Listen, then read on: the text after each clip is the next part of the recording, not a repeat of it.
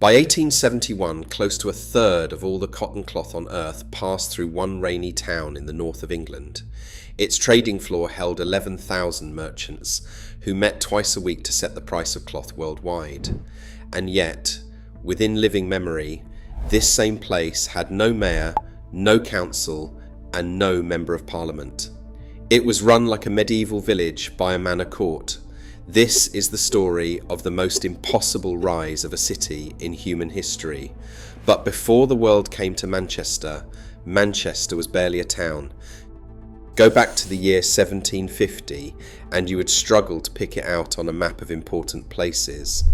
Fewer than 20,000 people lived there, clustered in a damp huddle of streets where the rivers Irwell and Irk met. It made a coarse cloth called fustian, half linen and half cotton, spun in cottages and carried to market on pack horses. A generation earlier, the writer Daniel Defoe had passed through and left it one of the strangest compliments in the English language.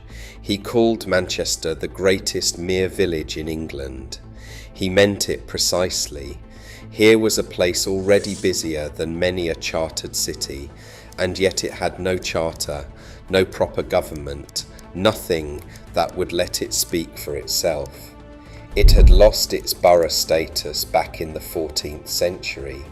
It had been stripped of its members of parliament in 1660 as a punishment for backing the losing side in the civil wars, and it would not get them back for 172 years. The lord of the manor owned the market, the mills on the river, even the right to hold a court. To govern the town, you did not hold an election. You inherited a manor. Hold that image, because everything that follows sits on top of it. A place with no legal power over itself was about to take legal power over the trade of the world. So why here? Why should the future arrive in a soggy corner of Lancashire rather than London or Bristol or any of the older, grander places? The answer is almost embarrassingly physical. Cotton thread is fragile, and in dry air it snaps.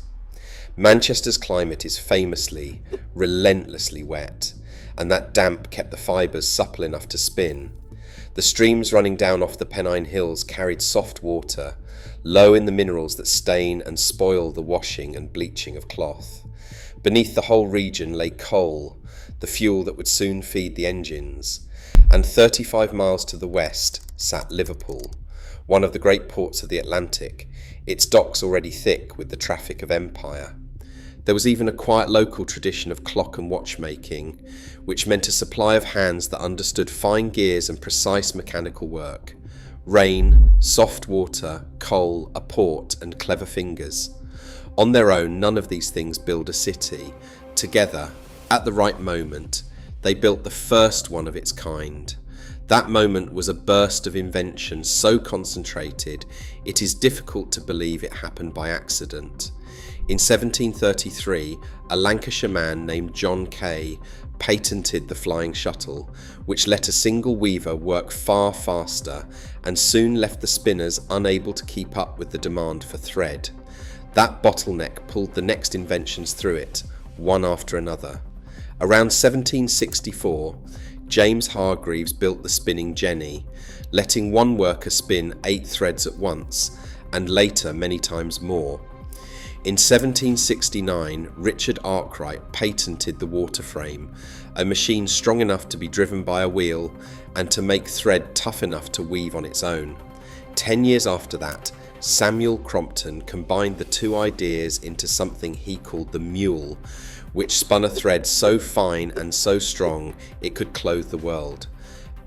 A single mule could eventually carry over 1,300 spindles, and at the peak there were millions of them turning across Lancashire. Arkwright is the name most people remember, often as the inventor of it all, though the reality is more tangled. He was less a lone genius than an organiser, a man who gathered other people's ideas, patented them, financed them, and above all put them under one roof and set them running to a clock. Some of the real technical work belonged to quieter men, to a reed maker named Thomas Hayes and a clockmaker named John Kay. Historians tend to call Arkwright the father of the factory system rather than the father of any single machine, and the factory was the real invention. The jenny and the frame only mattered because someone gathered them into a building full of machines and people, driven first by horses, then by falling water, and then, decisively, by steam. Arkwright opened a steam-associated mill on Miller Street in Manchester itself in 1781, and by the turn of the century, one visitor said the town had gone steam mill mad. Walk into Ancoats, on the eastern edge of the old town, and you can still see where the future was poured into brick. In 1798, two Scottish brothers, Adam and George Murray, finished a spinning mill that historians now recognise as the oldest surviving urban steam-powered cotton factory anywhere in the world. It rose 8 stories into the smoke, built from an estimated 400,000 bricks fired on the site itself. At its height, around 1822, that single complex ran some 84,000 spindles and employed about 1,300 people. Next door, James McConnell and John Kennedy built mills that would make their firm the largest employer in the town, with close to 1,500 workers. A private arm of the Rochdale Canal, opened in 1804, ran raw cotton and coal in through a tunnel and carried finished yarn out. Fields that a lifetime earlier had grown nothing but grass had become what one writer fairly called the world's first industrial suburb. And the numbers climbing behind all this are genuinely hard to hold in the mind. The town that held fewer than 20,000 people in 1750 held just over 70,000 by the first census in 1801 and more than 300,000 by 1851. That is a 15-fold rise inside a single long lifetime, a rate of growth contemporaries had simply never seen before. The number of cotton mills in Manchester peaked at 108 in 1853. By 1871, something close to a third of the entire planet's cotton production ran through the town and its satellites. At the centre of it stood the Royal Exchange, the great trading floor where the merchants gathered. There had been an exchange in Manchester since 1729, but as the trade swelled, they kept building bigger ones, until the floor could hold those 11,000 members at once. People called it the Parliament of the Cotton Lords, which is a quiet joke worth pausing on, because the town still had barely any parliament of its own. On Tuesdays and Fridays, the floor filled with thousands of men buying and selling cloth that would be worn in West Africa, in the Americas, and above all in India, whose own ancient cotton trade Lancashire was busy undercutting into ruin. Around it rose the warehouses, and they were not sheds, they were palaces. The grandest, the Watts warehouse on Portland Street, went up in the 1850s at a cost of around £100,000, 5 stories tall, each one built in a different style of European architecture, a cathedral for the selling of cloth. They gave the place a name that says everything about how it saw itself: Cottonopolis, the metropolis of cotton, the capital of a material.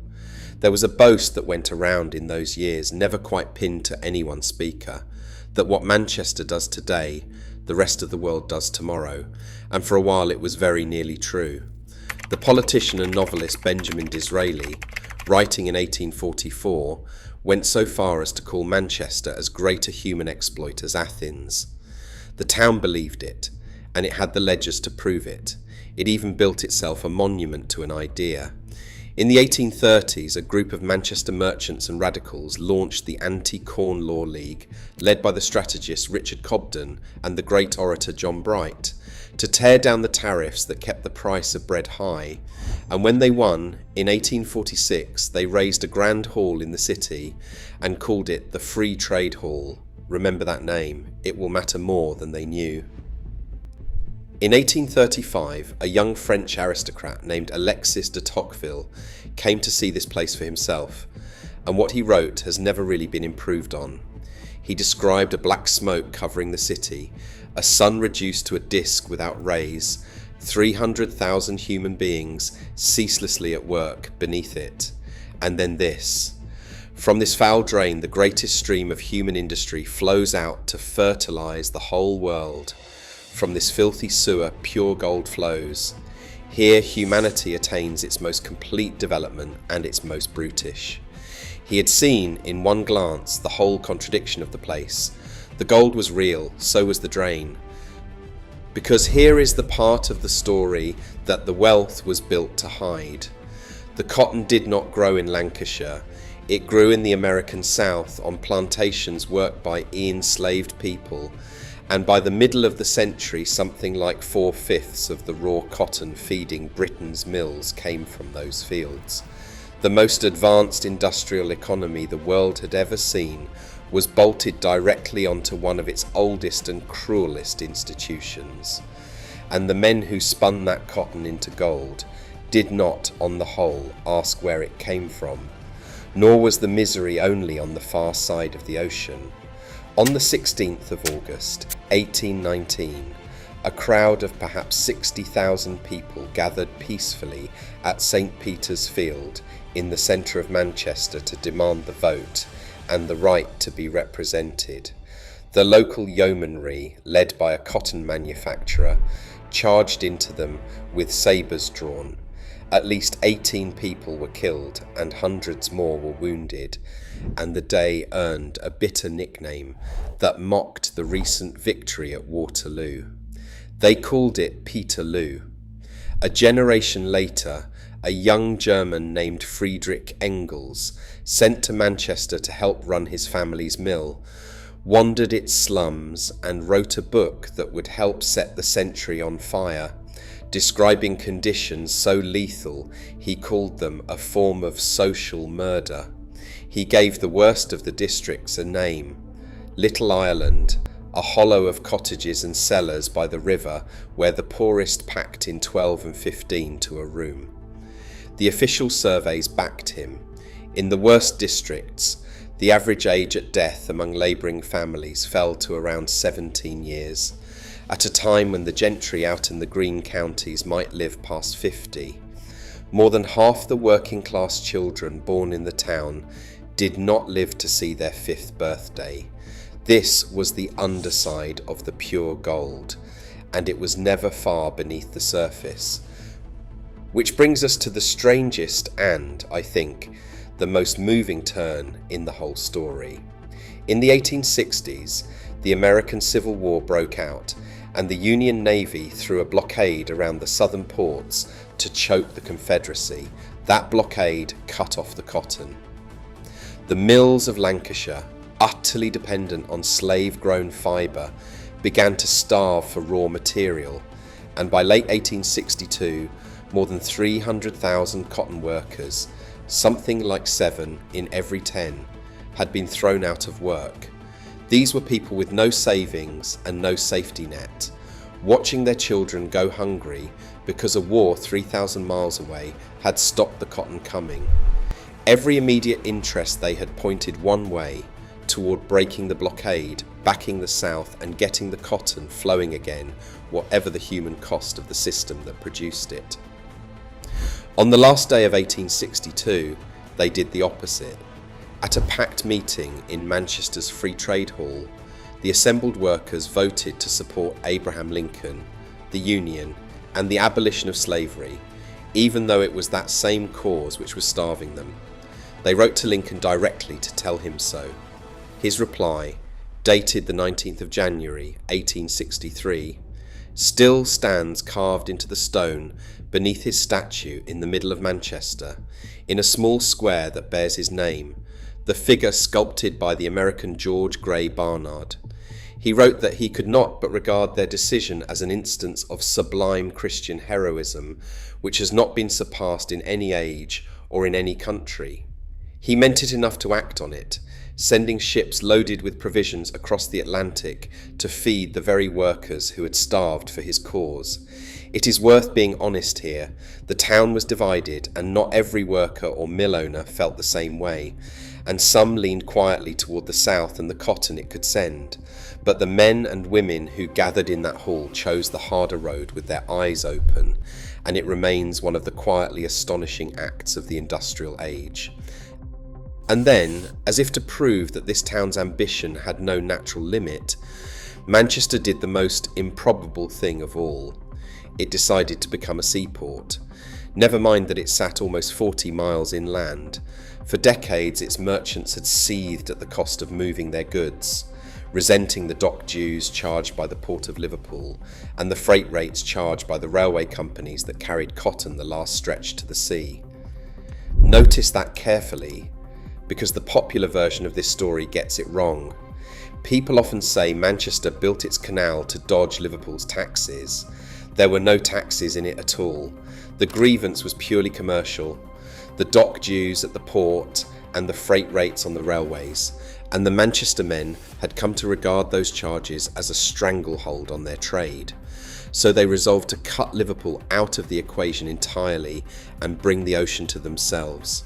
In the summer of 1882, a manufacturer named Daniel Adamson gathered the region's business leaders and 2 engineers at his house in Didsbury, and the lock-based design of Edward Leader Williams was chosen.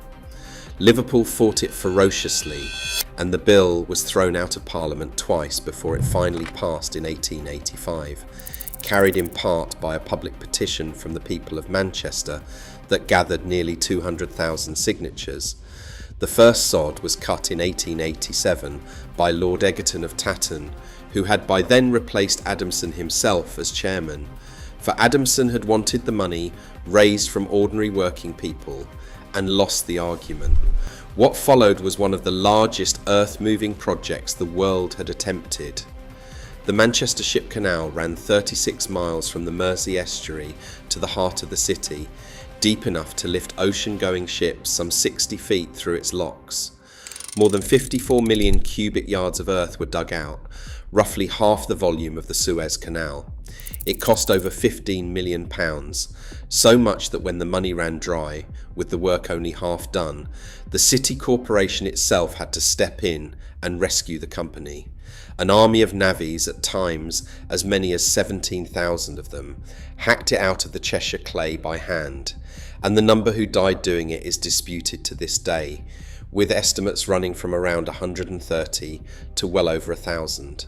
When it opened to traffic on the first day of 1894, and Queen Victoria arrived that May to perform the official ceremony, the landlocked village of the Manor Court had made itself the 3rd busiest port in the whole of Britain. On its banks rose Trafford Park, the first planned industrial estate anywhere in the world. The powerless town had done more than learn to govern itself. It had reached out and rearranged the map. Nothing, of course, lasts. The canal that was meant to save the cotton trade arrived almost too late to matter, and though its freight peaked at nearly 20 million tonnes in the 1950s, the containerised world that came after was built for ships too big to sail it. The cotton itself drained away over the 20th century, first to the satellite towns of Bolton and Oldham and Blackburn, then overseas to the very markets Manchester had once undercut, then almost entirely. The Royal Exchange took a bomb through its roof in the Manchester Blitz of 1940, kept trading in a patched-up hall, and finally closed its doors for good in 1968. The mills fell silent, one by one, but walk through Manchester today, and the whole impossible story is still standing, if you know how to read it. The Murray's mills in Ancoats and the neighbouring Royal Mill and Paragon Mill have been scrubbed clean and turned into apartments, people now sleeping where the spindles once screamed. The Watts Warehouse, that cathedral of commerce, is the Britannia Hotel. The Royal Exchange, where the price of the world's cloth was set, is now a theatre, with a strange glass module of an auditorium hung inside the vast old trading hall, like a lunar lander set down among the columns. The Free Trade Hall, built on the very ground where the Peterloo crowd was cut down, and named not for a saint or a monarch, but for an idea, is a hotel too. Abraham Lincoln still stands in his square with the workers' letter carved at his feet, and the Science Museum that tells this story sits inside the oldest surviving passenger railway station on Earth. The terminus at Liverpool Road opened in 1830. As for the ship canal, its Manchester end is now Salford Quays and Media City, glass and television studios where the docks used to be. It is managed today by a company that also owns the port of Liverpool, the very rival the whole 36-mile ditch was dug to escape. So go back one last time to that trading floor, 11,000 men setting the price of cloth for the planet, and remember what stood there a lifetime before. A place Defoe could only call the greatest mere village in England, with no mayor, no council, and no voice of its own. Manchester was never supposed to be a great city. It had no charter to be one, no government fit to run one, no coastline to trade from, and no cotton of its own to spin. It became the first industrial city on earth anyway, out of rain and soft water and coal and human ingenuity and human suffering in almost equal measure. And for one extraordinary lifetime, the whole world did what Manchester did first. The gold was real, so was the drain, and the town that ran the world could not, at the start, so much as elect a single man to speak for it. If you enjoyed this one, YouTube reckons you're going to like the video on your screen right now, so go ahead and click it. And if you made it all the way to the end with me, consider subscribing. There are a lot more of these stories to tell.